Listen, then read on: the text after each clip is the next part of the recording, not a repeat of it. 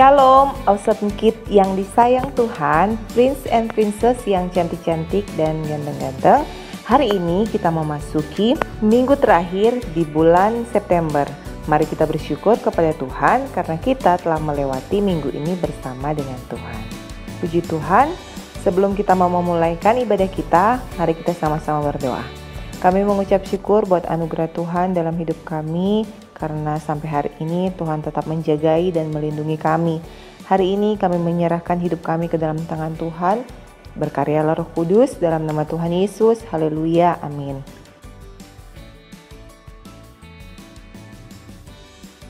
Nah, Prince and Princess, di minggu yang pertama kita belajar tentang... Nah, teman-teman, pembacaan kita terdapat di dalam Ayub 1 ayat 1 sampai 21. Hari ini kita akan belajar tentang sikap dari seorang tokoh dalam Alkitab yang bernama Ayub saat ia kehilangan apa yang dia miliki. Nah, teman-teman, Tuhan itu dia mengenal setiap kita dan Tuhan tahu apa yang ada di dalam hati dan pikiran kita. Tuhan mengerti setiap kita. Begitupun dengan Ayub. Tuhan mengenal Ayub, bahkan Tuhan senang dengan Ayub karena hidupnya yang takut akan Tuhan dan menjauhi kejahatan. Ayub sangat diberkati Tuhan, bukan hanya harta kekayaan, Ayub juga diberkati Tuhan dengan anak-anak yang banyak. Namun, Ayub tidak senang, jadi iblis ingin agar Ayub sengsara dan kecewa kepada Tuhan, sehingga mencobai Ayub dengan mengambil semua harta dan anak-anaknya. Tuhan memang mengizinkan itu terjadi, namun bukan karena Tuhan menghukum Ayub, namun karena Tuhan mengenal Ayub. Tuhan tahu Ayub tidak akan kecewa hanya karena kehilangan apa yang dia miliki.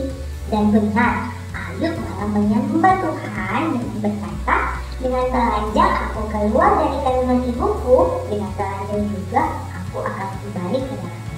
Tuhan yang memberi, Tuhan yang mengambil. Terpujilah Tuhan. Nah, teman-teman, yang dapat kita pelajari dari cerita tadi, yang pertama, kita harus menyadari bahwa semua yang kita miliki adalah pemberian Tuhan.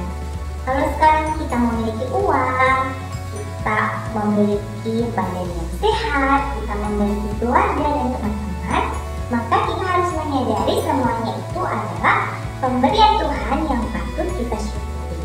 Dengan demikian, kita tidak perlu menyombongkan diri, sebab tanpa Tuhan kita tidak akan bisa seperti bagaimana kita pada saat ini. Misalnya ketika ada ujian di sekolah, maka nilai kita 100, sementara teman-teman tidak ada yang nilainya tinggi. Maka kita tidak perlu menyombongkan nilai kita kepada teman-teman, tapi kita mau menghibur teman-teman yang nilainya tidak bagus serta memberikan semangat kepada mereka dan juga belajar bersama sehingga kita juga bertolong. Yang kedua, kita harus menyadari bahwa Tuhan berhak mengambil apa yang kita miliki. Jika kita menyadari bahwa semua yang kita miliki adalah pemberian Tuhan, maka pasti kita akan mensyukuri dengan menjaga dengan baik semua pemberian Tuhan yang diberikannya untuk memuliakan nama Tuhan. Dan kalaupun Tuhan ingin mengambilnya dari kita, maka kita harus merelakan, karena memang semuanya milik Tuhan yang hanya diberikan pada kita untuk mengambilnya dan menggunakannya dengan baik sesuai kehendak Tuhan.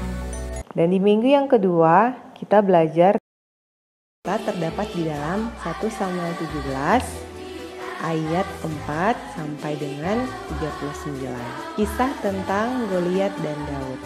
Yuk kita saksikan bersama.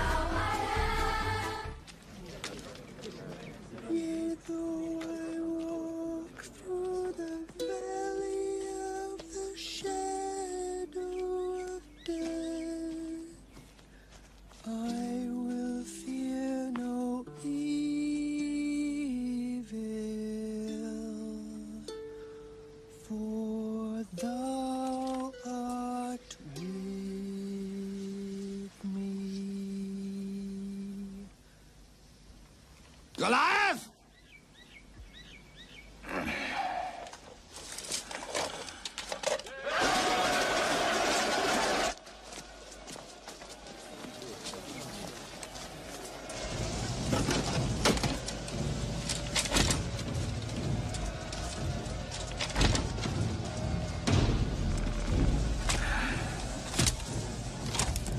He will feed your flesh to the fowls of the air and the beasts of the field.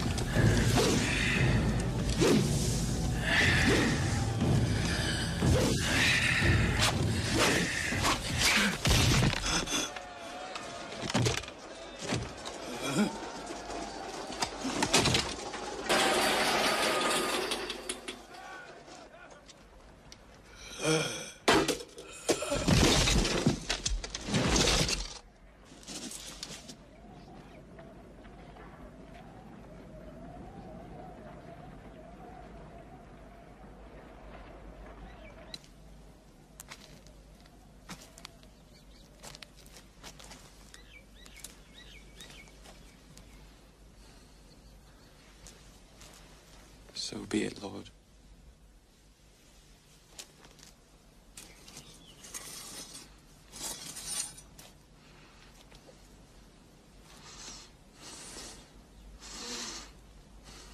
So be it!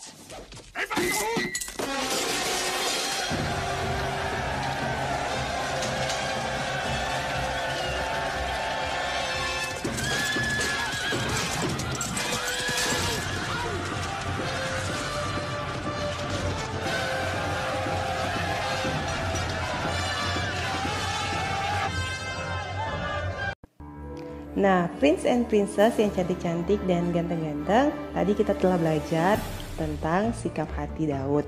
Ketika Goliat merendahkannya, membulinya, bahkan mengancamnya, Daud tidak takut. Mengapa? Karena Daud tahu ada Tuhan yang melindunginya dan menjadi perisainya. Nah, adik-adik, pada zaman itu perisai sangat penting gunanya, yaitu untuk melindungi diri dari serangan musuh. Daud menyadari walaupun dia tidak memakai baju perang lengkap dengan perisai karena ia tidak dapat berjalan jika memakainya, namun Daud tetap maju melawan Goliat, bukan karena Daud gegabah dan sombong, namun dia percaya bahwa Tuhan beserta dengan dia dan Tuhan menjadi perisai yang sanggup melindunginya dari bahaya serangan musuh. Dan di minggu yang ketiga kita belajar tentang Petrus menyangkal Yesus.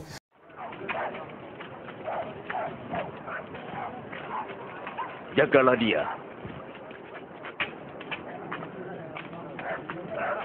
Para prajurit membawanya ke halaman dan mengolok-olok dia sebagai raja Bani Israel. Inilah juga seorang raja. Katakan, apa yang akan terjadi? Engkau akan selamatkan kami yang mulia. Sementara itu Petrus duduk di luar halaman, maka datanglah seorang hamba perempuan kepadanya, katanya, "Engkau juga selalu bersama dengan Yesus orang Galilea itu." Tetapi ia menyangkalnya di depan semua orang, katanya, "Aku tidak tahu apa yang engkau maksud."